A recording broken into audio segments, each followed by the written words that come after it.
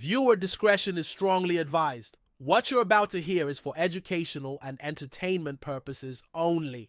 This is the verbatim federal courtroom testimony from Sean Diddy Combs' trial as reported by Inner City Press. The courtroom fell silent as the judge announced the next witness. All heads turned to the back, and in walked someone no one ever expected to take the stand. Usher Raymond, the Grammy-winning R&B star, wasn't here to talk music or industry beef. He was here to speak the truth, a truth that could shake the foundation of Diddy's empire. Usher had stayed silent for years. He smiled for the cameras, dodged the whispers, played his part. But now, with Diddy facing serious federal charges, trafficking, coercion, and running a criminal abuse ring, Usher finally broke his silence. And what he revealed, it's something he says has haunted him for decades. He began with the moment his mother told him he'd be moving to New York to live under Diddy's roof. He was just 14, fresh off his debut album, full of hope.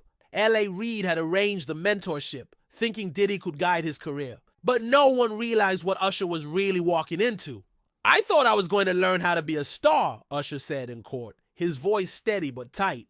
"Instead, I saw things no child should ever witness." From the moment he stepped inside Diddy's lavish Manhattan penthouse, the atmosphere was nothing short of overwhelming. Champagne served with breakfast, strangers passed out in random rooms, celebrities barely dressed or completely unconscious. It wasn't a home. Usher told the court it was something else entirely. He said they called it Flavor Camp.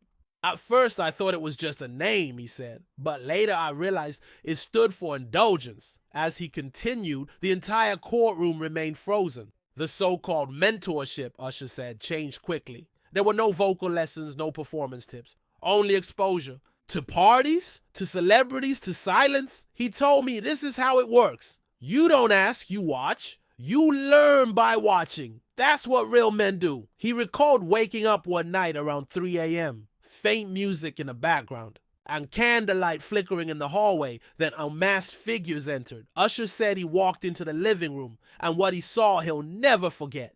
It wasn't chaos. It was something far more deliberate, structured, filmed, labeled, controlled. He told the court it wasn't just sex. It felt staged, like a ritual, like I'd stepped onto a movie set.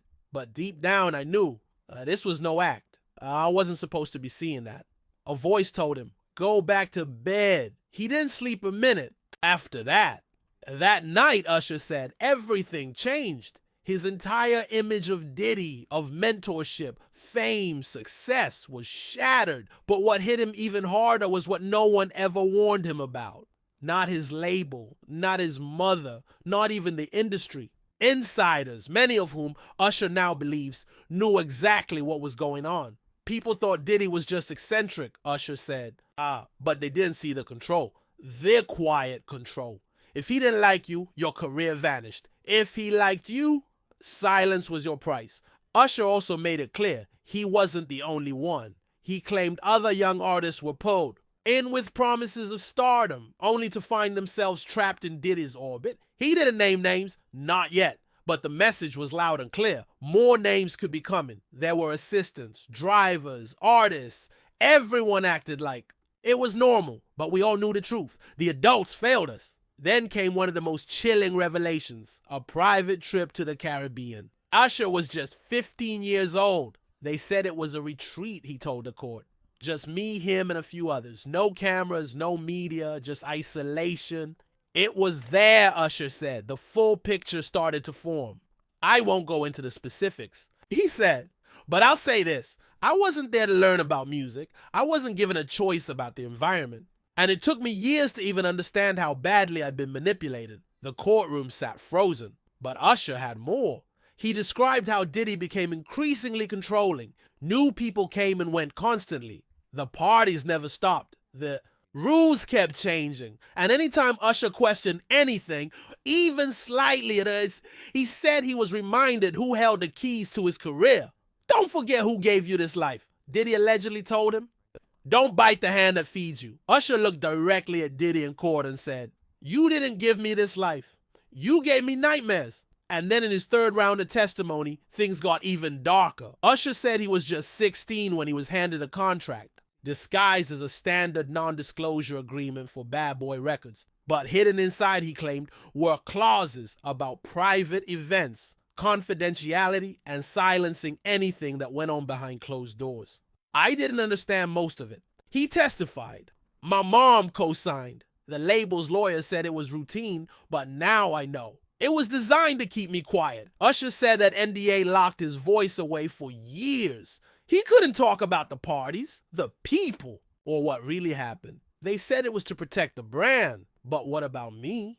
What about the damage it did to me? And then he dropped one more bombshell in 2009 when Usher finally tried to go public with a major outlet. Something happened. The questions got way too personal. Then came the call. It was Bad Boy's old legal team reminding me about the NDA, Usher said, his voice low. The warning was clear. We hope you're not trying to ruin your own reputation. Usher said he canceled the interview, but it wasn't just legal. He began receiving unspoken threats from people still orbiting Diddy's world. You think you've walked away, but you haven't. That world follows you, and if you step out of line, it's more than just your name on the line. It's your safety. The courtroom gasped when Usher pulled out a physical copy of that NDA. The judge allowed it into evidence. Suddenly, those vague clauses about audio-visual content and unauthorized duplication sounded way more sinister, especially with the alleged video vaults now being investigated. That document made me doubt my own reality, Usher said, choking up. Like what I lived through wasn't real because I wasn't even allowed to speak it. Then he dropped another bomb, a story from 1996. It was an exclusive party in Atlanta. Usher was 17. A-list stars, models, security. But none of that stuck with him. The room did. He said Diddy nodded at a guard, who opened the door in the back. You're not ready for that yet? Diddy smirked. But curiosity got the better of him. I peeked in. I saw masks. That's all I'll say. I didn't understand it, but I knew I shouldn't have seen it then. Came the moment that froze the courtroom. I think that night changed me. I still don't know if it was legal, but I know it wasn't right. Then Usher pulled out something even more personal, his journal. Started in 1998 to jot down lyrics, it became a vault of everything he couldn't say out loud. One chilling entry from March '99 read, "Dinner with Diddy and 3 execs I didn't know. All they talked about was loyalty." Said, "Loyalty gets you sold out tours. Honesty gets you blackballed." Diddy laughed. Another from October 2000. "Skip tonight's invite. Too many secrets. Too many masks." Diddy calls it culture. I don't. When asked by the prosecutor if he ever shared those entries, Usher simply shook his head. "I was scared. Scared no one would believe me. Scared it would all disappear. So why now?" "Because I've carried this long enough," Usher said softly. "It's time the truth sees daylight." He leaned forward, recounting an experience he said even his closest circle didn't know about. A trip to Miami in 1997, arranged by Diddy. Usher was 18. Diddy said it was an opportunity, a powerful connection that could fund Usher's first world tour and take him global. But he told me to dress sharp, be respectful, and treat this like the biggest break of my career, Usher recalled. But when he walked into the penthouse suite at the Satay Hotel, he was hit with a very different reality. 3 older men in robes, champagne flowing, and quiet young women seated nearby. One of the men turned to Usher and asked, "Do you want to be remembered forever?" Usher made it clear the question had nothing to do with music. Diddy stepped out, leaving Usher with the men. "They didn't touch me," Usher clarified. But one rested his hand on my shoulder and said, "You can stay or you can leave, but you won't get this shot again." He chose to walk out, and soon after, things began to unravel. He was pulled from a major tour lineup. A top producer suddenly dropped out. "No one said it was because I left that room," he testified. But after that night, doors just started closing. Weeks later, Diddy allegedly showed him a disturbing video from a handheld camera. He was laughing while playing it. The footage, Usher said, showed a young artist in a deeply compromising situation. It didn't look like something he agreed. "I'm too," Usher said. The prosecutor asked, "Did Diddy threaten you?" Usher replied, "He didn't have to. The silence around him did. That, Usher said, was the moment he understood the real currency in Diddy's world wasn't talent. It was compliance. That's how you stayed in the game. Then Usher's tone shifted. This is the hardest part, he said. Because now it's not just about me. He began to speak about Justin Bieber. Usher had mentored him from the beginning. I wanted to be the big brother I never had, he said. Then Diddy got involved. He started inviting Bieber to exclusive events, using the same name Usher once heard, Flavor Camp. He was just 15, Usher said, but they treated him like a grown man. In 2011, Usher got a late-night call. Bieber didn't say much, just breathing on the line. Then he whispered, I want to come home. Bieber vanished for 2 days. When they finally met again, Bieber wouldn't make eye contact. I'm fine, he said. I'm good now. Usher didn't believe him. He confronted Diddy directly. What are you doing to these kids? Diddy smirked. Same thing they did to me. That's how the game works. That was the last meaningful conversation they ever had. Usher backed away from the spotlight. I didn't want my name attached to it, but after what happened with Justin, I couldn't stay quiet anymore. In 2018, Usher said he got a blocked call. A voice said, tell him to shut up, or we'll do it for him. When asked who was behind it, Usher looked toward the defense table. I think you already know. Then came the night in 2002, a private gathering in the Hollywood Hills. He was told he'd be meeting a European producer, but when he arrived, the vibe was completely off. Low lights, armed guards, no phones allowed. Guests were handed NDAs. Once he said felt intimidating. It wasn't just secrecy, it felt like a ritual, Usher testified. People I recognized, big names. Some I'd never seen connected to Diddy in public. I won't name them. The moment that stuck with him, as he tried to leave, a man stopped him and led him to a room where Diddy was waiting. You're still not ready, Diddy said. You still think this is about music. It's not. It's way bigger than that.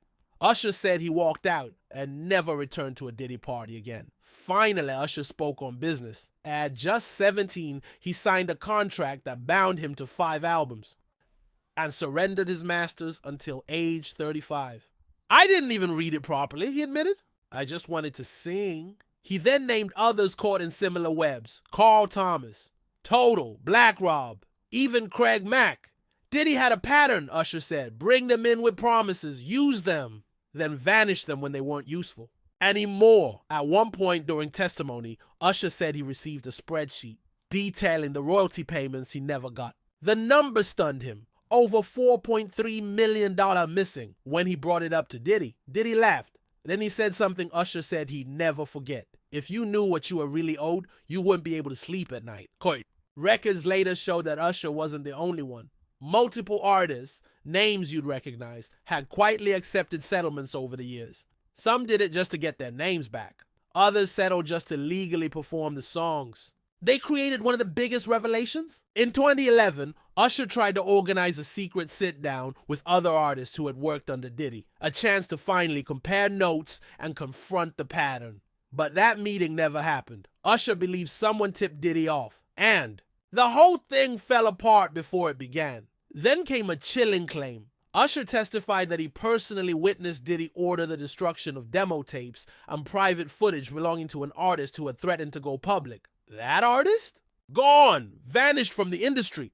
I don't know where he is, Usher said quietly. Nobody does. But I remember his voice, and I remember that he was scared. At that moment, the entire courtroom reportedly went silent. As his testimony neared its end, Usher was asked why he waited this long to come forward. He didn't hesitate. Because I thought I owed him, he said, choking up. I thought if I stayed quiet, I could move on. Still be thankful. But you can't be thankful for a lie. He admitted the guilt had haunted him for years, watching new artists go.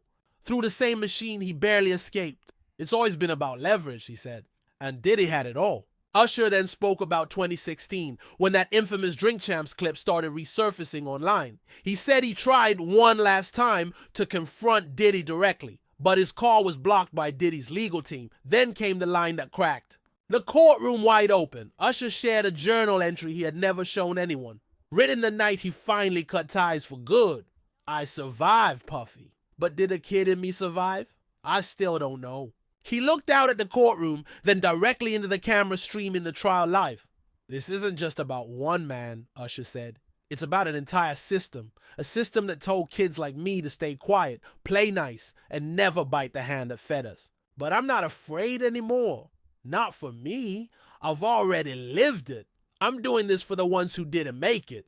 Another long pause. Total silence. What began as a trial on federal racketeering and trafficking had become something else. Entirely. A spotlight on the ugly truths buried behind the music industry's flashiest empire. And finally, something the public never knew. After Usher dropped his hit album 8701 in 2001, when he was dominating charts and stages worldwide, he vanished. Fans assumed he was on vacation or recharging from the fame. But now, for the first time, Usher revealed what really happened. He checked into a private mental health facility in Northern California under a fake name and stayed off the grid for a full week. Usher told a court that the real reason behind his breakdown, the one that forced him into that mental health facility, could be traced back to a trauma he'd buried for years. Trauma from the time he lived with Diddy as a teen. By the time he turned 20, the cracks had already started to show. Panic attacks, flashing lights, loud music, crowded rooms. Things that used to excite him suddenly sent his heart racing, but he didn't understand why, not at first. It all came rushing back during a stay at a luxury hotel in New York, a place where years earlier Diddy had hosted one of his infamous parties. Usher stepped into the hallway, and then it hit him. The candles. That same scent Diddy used to burn at the house. My whole body just froze, Usher said on the stand. I started shaking, couldn't move, couldn't breathe. His team rushed him to a private clinic where he spent 5 days under observation. There, in that facility, away from the cameras and crowds, Usher finally opened up to a psychiatrist. He said the words out loud for the first time. I saw things no kid should ever see. I grew up in a world where silence was survival, and smiling meant staying safe. Then came the line that floored everyone. That house wasn't just a place to stay. It was a place where dreams were bought, and your soul was the price. The psychiatrist gave him a diagnosis that left the courtroom in disbelief. PTSD, years of trauma. Finally explained. Usher told the court it took almost 2 years of therapy before he could sleep through the night without waking up in panic. And while he didn't drop names, he made one thing painfully clear. He wasn't the only one. Other young artists, kids who had also been close to Diddy, suffered in silence too. One overdosed. Another tried to take his life. A third just disappeared. Then came the big question. Why didn't you come forward sooner? Usher didn't flinch, because no one would have believed me. Not back then. Not in 2001. Puffy was a god. And me? I was just a kid with a voice. He paused, looked up.